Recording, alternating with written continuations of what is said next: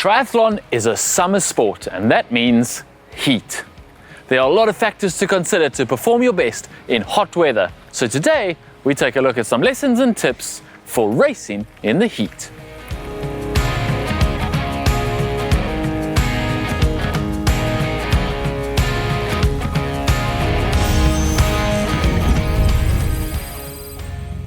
Most sports avoid the heat for the sake of performance. Marathons are held in cooler locations or in the early hours of the day in warmer environments. Very few marathons are held in the midday heat, except Ironman marathons. Of course, after you've completed the swim and the bike, even the fastest athletes are going to be running their marathon in the midday sun. There's a very good reason why many sports locations avoid the midday heat, because it is hard to perform your best in the heat. The human body needs to maintain a pretty much perfect core temperature in order to function properly. Even a small deviation from this can cause serious impairment, health issues, and even death. Now, normally this is not a problem because your body can react to most environmental changes through various mechanisms, including sweating and the evaporation of that sweat, vasodilation, which is increased blood flow to the skin, and increased breathing rate. And when we exercise, we increase the heat load, not just the air temperature and the temperature from the sun. You also have your muscles creating heat energy. In cooler environments, this extra heat load is not a problem. Those mechanisms I spoke about are pretty effective at dissipating heat. But in warmer environments where the temperature gradient between your skin and the air is less and sweating is less effective, that heat load can become significant. Unfortunately, this is the situation that many triathlons, including Kona, can put you in.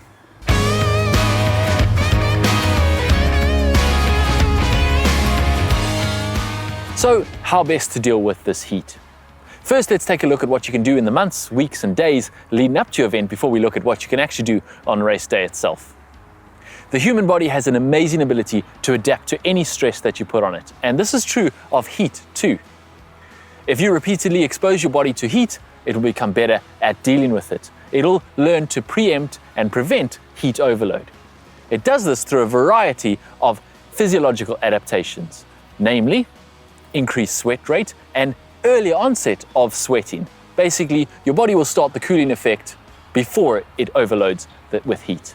Your body will also start losing less salts in its sweat and increase the total body water to maintain a better fluid balance, as well as increasing your thirst response. Your body will also increase your skin blood flow and start increasing the skin blood flow earlier to dissipate more of that heat without affecting your blood pressure or your muscle blood flow. And finally, more of a psychological adaptation than a physiological one, your body will have a decreased perception of heat. Essentially, it won't feel as hot despite it being the same heat once you've acclimatized.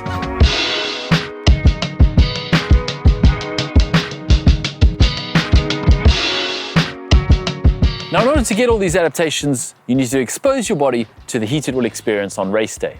It's important to point out at this point that the adaptations to dry heat are not the same as adaptations to tropical heat. While dry heat will lead to an increased sweat rate, it won't lead to the same changes in fluid regulation and cardiovascular adaptations. In order to get those adaptations, you need to expose yourself to tropical heat. So if you're going to be ready for a race like Kona in tropical heat, you need to expose yourself to tropical heat. Tip 1, start early. You need about 3 weeks of exposure to heat to adapt fully, although really fit athletes can adapt quicker. You can adapt and not lose any effect for over a week, and then you'll only lose that adaptation slowly. So consider doing a heat camp and then maintain those adaptations you get with a heat camp with 2 to 3 sessions a week in a hot room just to maintain your adaptation. Tip 2, mimic the race. You need to adapt to what the race will expose you to. Try to experience the temperature and humidity that race day will be. And it's important to point out that exercise in this climate is far more effective than just being in this climate. Tip 3, balance the stress and the recovery.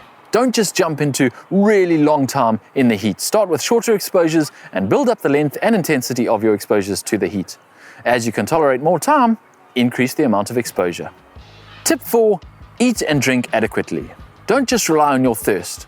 Your thirst will adapt, but not immediately. So drink more than usual and make sure you're taking enough electrolytes with this, as you will lose more than normal.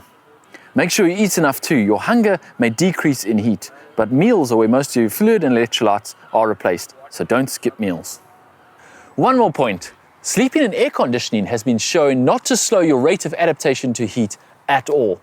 And in fact, a good night's sleep can improve your response and your recovery from heat stress to make you adapt faster. So if you're going to be in a hot environment, such as Kona, keep that air conditioner on at night.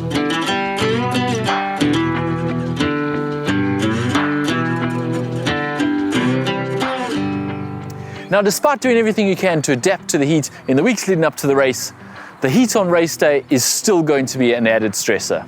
So plan well your race day to mitigate this stress. Choose the right clothing. Breathable, moisture wicking, and light colors are your friend. Choose the right equipment. An aero helmet might look the business, but it can be stifling on a hot highway with a tailwind. Have a good logistics plan and practice it. Buy and practice with the bottles and hydration system you plan to use on race day, including refilling it on the go if that's what you're going to do. Find and use the right sunblock. Some sunblocks block your pores and increase your heat load. Others just feel sticky and hot. Find something you can tolerate and use it, because doing a long race in the heat without sunblock is not a good idea.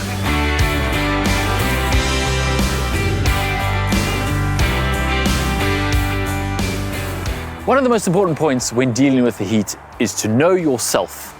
Now, there are various tests you can do to figure out how you handle the heat.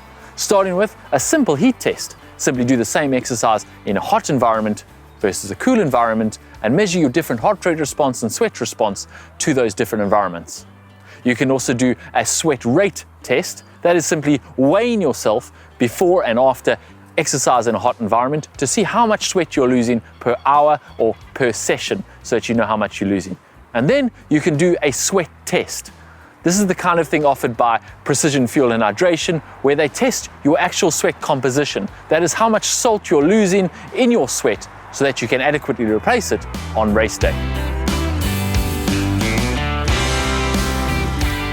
Even if you've done everything you can in the lead up to the race to prepare for the heat, there are still a few things you can do on race day itself to ensure that heat isn't the reason that you have a bad day. Make sure when the gun goes on race morning, you have perfect fluid balance.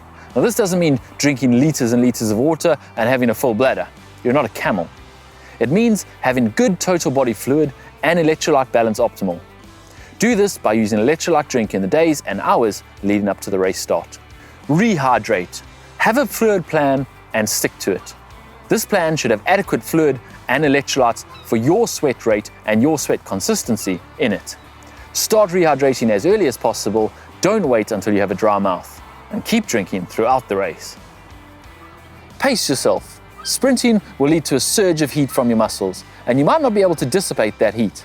Pace yourself well and avoid surges in the heat, especially on slower parts of the bike course where the cooling effect of the wind is lowest. Hills are where you work hardest and the wind cooling effect is least. And this is where you can overheat if you're not careful. And finally, you want to stay cool. Now, there are various mechanisms to stay cool, such as water over your head and cool clothing and pacing yourself.